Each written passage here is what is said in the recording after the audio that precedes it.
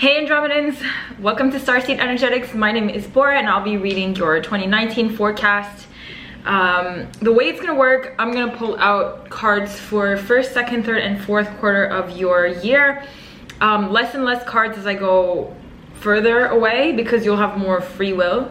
But if you watch my video on free will versus destiny, you'll know that if you can kind of tune into a higher level of consciousness, you can just go straight to a different timeline. So this is just a forecast based on your current collective energy.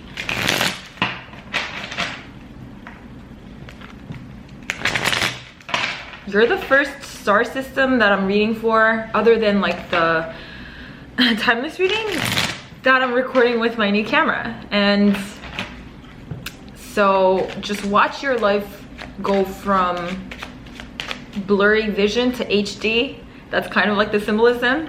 And you probably wouldn't even know that your life was blurry until you get the HD. Like, it's not very recognizable.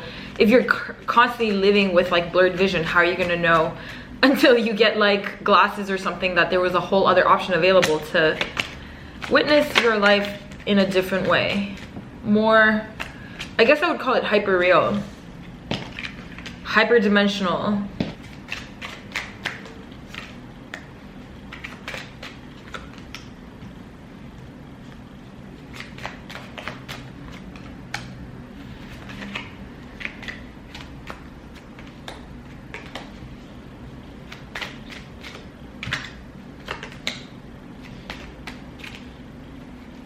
Bottom of the deck, you have the Six of Pentacles. It's balancing your energy between giving and receiving. That's exactly what it is. So whether you're the kind of person who don't know how to give freely or receive freely, you got to kind of understand how your energetic dynamic works.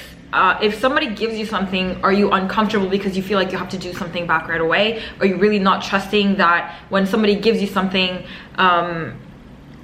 it's also, you know, if you let somebody channel that gift of generosity, and if you block it, it's not benevolent. If you receive it freely, then for them energetically, it's also more beneficial than if you were kind of like hesitant to receive it. That's one paradigm. Or are you like afraid to give freely? When you give something, do you like need something back right away? So you have to kind of know yourself. This goes out to whoever's watching this. Like, you're gonna need to really figure out how it works for you. So it is about balancing this. It starts out with that energy, and this is like an underlying energy where you're learning the really intricate kind of balance between you know, if it's giving and receiving, it's also internal and external reality. There's definitely a common thread between all of the different polarities that if you can just simply kind of tune into the dynamic of giving and receiving, it's going to automatically solve a lot of your other problems. But from what I'm seeing here, one of the issues that you have is with abandonment, and there's a fear of abandonment. Maybe you're not aware of it, but there is a fear of abandonment. So this is why you might be afraid to trust fully, which is the same as receiving fully, which is the feminine paradigm, or you're afraid to give freely because you are afraid that you might pour all of your energy and heart into something and it's not going to work out. But you can't look at situations like that. You just have to understand that everything that you do isn't to get from point A to point B, but just how it unfolds naturally. It's like dancing. I think it was Terrence McKenna or Alan Watts, one of those people, are talking about, I think it was Alan Watts actually. I don't think Terrence McKenna would talk about dancing. Dancing isn't about going from point A to point B, otherwise you would just walk. So you just have to kind of enjoy how it unfolds and what you can learn from that. King of Wands, King of Swords, Queen of Swords, Queen of Wands, Knight of Cups. You have a lot of people in your environment, your periphery, and so be careful not to kind of view other people as other people. Don't ever think that other people are there to cause anything in your life, or don't have this kind of mistrust in why they're in your life. That's what I would say, because there's a lot of external figures that are influencing your energy, and you have to always remember when you're interacting with other people that they're a reflection of your internal landscape. Otherwise you wouldn't even be there. You have to get comfortable with a level of sovereign consciousness, that everything you experience is actually a product of your higher level of yourself, and nothing exists outside of your consciousness.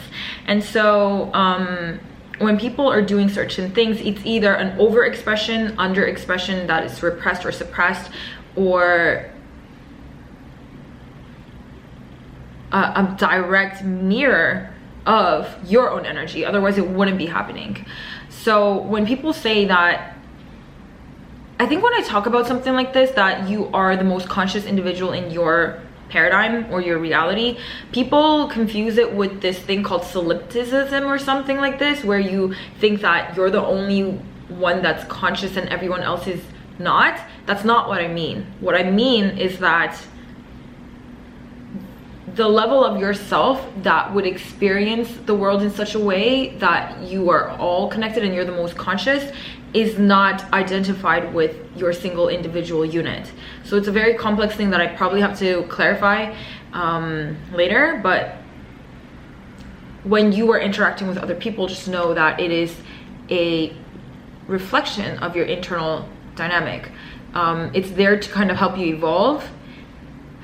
A lot of it has to do with your mental body, like just being able to perceive your thoughts without attaching to emotions or sensations, and tuning into a higher level of thought, and knowing that, you know, when you don't have a incessant mental chatter, or you're not actively thinking about something, it's not that you're not being generative. It's more so that you're attuned to subtler mental bodies. There's always something going on in the higher realms. You know, just because it's not coarse doesn't mean that there's nothing going on. It's kind of like taste buds. If people are so used to eating like refined sugars, and all of a sudden they're eating like an apple, maybe it's not very sweet, but if you just like clean up your diet, things like apples and like natural sugars become very pungent in taste. It's kind of like the same thing. So don't perceive subtler mental bodies, or like this state of neutrality, or this mental body of neutrality. It's never stagnant. It's also a force. And I would really recommend you to watch this video that I'm going to upload. I think I'm going to upload it on January 1st because it's the first episode of a series that I'm starting. So when it comes out, please tune into it, because I think it's very relevant to what you're going through. You have an offer of love coming in. So it's got to do with also a fire element, something really passionate, some kind of feminine receptive energy. And it's gonna give you an opportunity to kind of work through this abandonment issue that you have. This person that's playing out, that is, you know, a reflection of your internal state, like I said, but they are helping you get through. It is a physical kind of tangible opportunity to go past this limitation that you have in terms of not trusting or having this abandonment issues. And abandonment issues, I think I said this in another video, but the root cause of abandonment issues come from your experience of self separate from the one infinite creator. And it's just an experience, it's just an illusion, but that's originally where it stems from. So it's nothing, it's not, at the end of the day, it doesn't have to do with your human family, even though that might have happened to kind of reiterate the energy that you feel to have an experience that is separate from the infinite eternal infinity. But you have to understand, like, our human experience is changing also. So it's not like you're gonna die feeling this way. We are at a point where we can directly experience unity, and it's going to be beautiful. But first and foremost, you have to let people in your life. You have to just trust that they have, even if the person itself doesn't have the highest intentions and you can't see the highest form of love coming from them, you have to trust that their energy is what's leading you to directly find that. Sometimes how you experience exactly what you want is to go through something that you don't want, right? So welcome every experience, trusting that it's right for you. Second quarter, things are happening really quickly. A brand new beginning is happening really quickly. So this would be around March, April, and May. You have a brand new beginning in something, and it's unfolding really, really quickly. Most likely it has to do with your creative projects, life, passion, purpose, something. There is a brand new chapter in a way that you never felt like it was possible for you. And you have learned the master of balance, between the polarities. So I do see that you're starting out with, you know, this balance is the key area in your year. You're going to be learning the art of temperance and balance and being able to like really manage your energy properly. So I see you continue to chase your passion, not chase, but like align with your passion, without really needing to know where exactly it's taking you. But by the end of the second quarter, you can expect to leave behind an entire environment or way of being or something tangible. You are leaving that behind. And I can see that this could likely play out as an environmental move. You could literally be moving around June, actually. May to June. You have so many wands.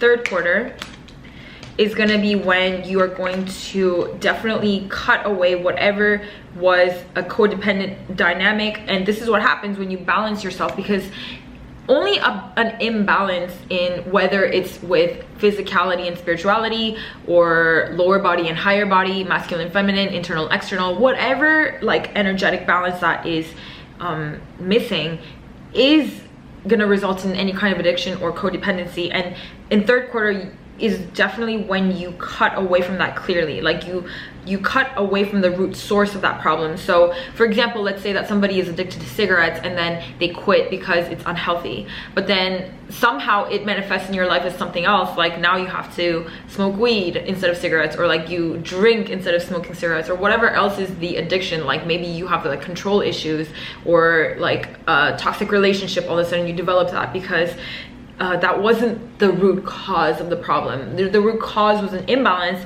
and in the third quarter you like find an absolute solution to cut away from this. And I think that the energetic movement or the physical movement even is what's contributing to help you like really cut away from this, because on a physical level, if you're in a different location, it helps you ground different dynamics very much easily because you're not used to the same triggers. So it's more easy to identify the different triggers when you're in a different physical location or surrounded by different people. Also, you're gonna be encountering other people who are more conducive to your growth, and that is part of what's helping you. But your creative projects continue to grow and get fulfilled throughout this quarter as well. Like, so your creative endeavors actually is such a huge factor in how your year plays out. There's so many wands, so many creative sparks that kind of really just fulfill you from inside out.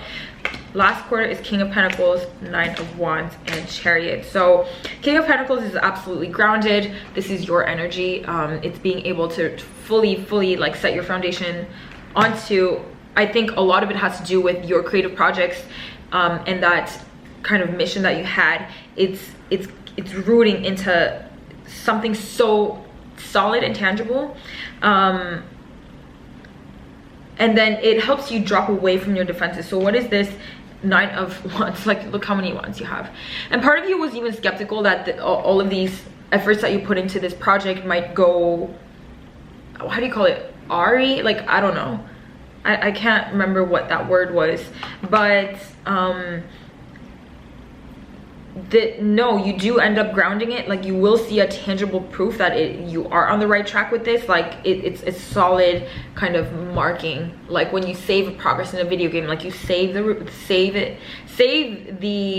all the different energy that you've been putting into this, and then you kind of release and move away. That's the Chariot, from needing to like feel defensive or feel like maybe you're not on the right path or something like that. You are moving away from that. But it's a year of really solid movement, really solid creative endeavors. And may I just point out that Chariot a lot of the times has to do with the sign of Cancer. Okay, Oracle cards.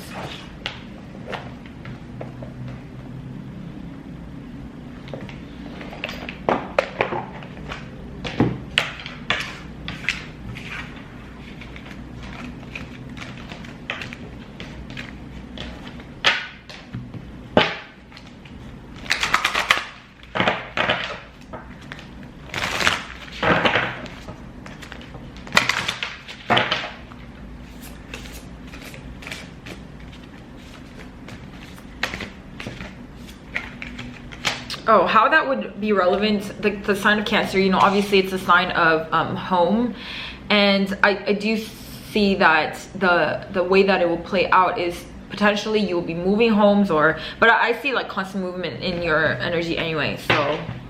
So by the end of the fourth quarter, there would be some kind of change in your home environment, or just solidly moving away from. It could also be your inner sanctuary. You no longer feel like you don't belong here, or you no longer feel like unstable, like you feel very stable. Okay, the portal is open. Don't take anything for granted. Disconnect and go underground for a while.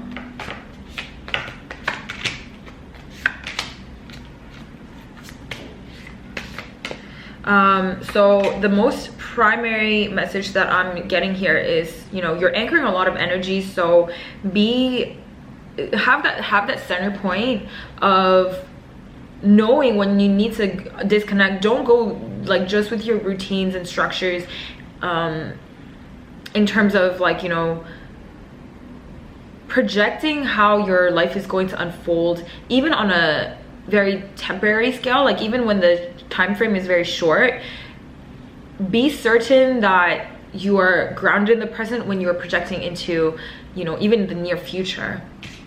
And really give yourself the time and space to disconnect from everyone and be introspective, because this year I feel like so many changes are occurring, obviously, and the most important thing is to ground your energy and make sure that you don't really spend your energy in an extraneous manner, you know, by interacting with people when it's unnecessary. Just be more protective of your energy fields. Obstacles are removed from your path, and don't take anything for granted. When you are receiving all this help from your environment, surroundings, and just like this energy of benevolence, don't block it and don't take it for granted, because you're receiving a lot of support. And if you have skepticism about, do I really deserve this, what do they want from me, it's not like that. It's just the flow of the universe. If you can tune into that frequency, things happen for you all the time. So at the same time, do not refuse or be resistant to the help, but also don't take it for granted. Always understand how blessed you are to be in this position. You're just so loved. The portal is open for like opportunities that are so fulfilling to you, and this is, I guess, has everything to do with this creative project that you're working on. You've kick-started that, and you have pretty much like cleared the channel for it to blossom in your life. So what's gonna happen, I feel like, is you have to put in just a little bit of effort, and then everything around you just kind of shifts to support that, because it's in alignment with your pretty much like the path. And when you know that this is the right path is when you are working on something and it just feels amazing, right? That's how you know it's your path. And it doesn't, I'm gonna stress, or not stress, but highlight, when you are following your calling and you're working on something, it doesn't necessarily mean that that's going to be your final path, or that that's going to be your final outcome, but it just means that for now it's resonant. So for instance, let's say that you have this passion for creating art right now, like painting or something like that, and so you follow that and you follow that and you follow that, and for some reason you have this desire to change it to like interpretive dance. You have to follow these little nudges without thinking that's going to be your final path, because the way that you express yourself in one way or another is always going to be some kind of like an energetic entrainment into what is really the bigger picture, and you never really will understand the bigger picture, because a lot of the times the bigger picture is incomprehensible. So just kind of follow your path, but don't get attached to how it like results in something, you know, exactly as you thought it would be. So if I could even talk about my own journey with my life path, it's not even over yet, but I mean, I know bits and pieces of it, and I'm totally okay with that. So that's your kind of final advice. Thank you so much for tuning in. I hope you have the most wonderful transition from 2018 to 2019. I love you guys, and talk to you soon. Bye.